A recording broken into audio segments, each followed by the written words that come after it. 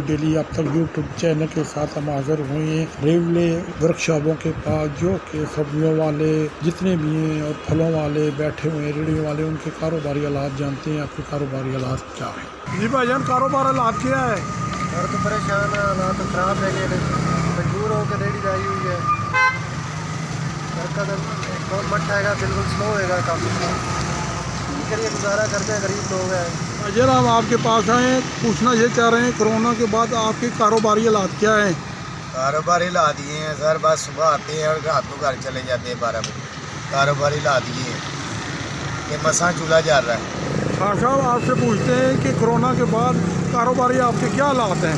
Sir कारोबार बिल्कुल ख़त्म हो गए थे। रोटी का बाजार है, मंडी बहुत महंगी है कि सौदे नहीं विकते पे, ग्राहक पैसे नहीं खर्च कर रहा, मंडी कोई काबू नहीं पा रहा, पर साढ़े से हिसाब बने हैं।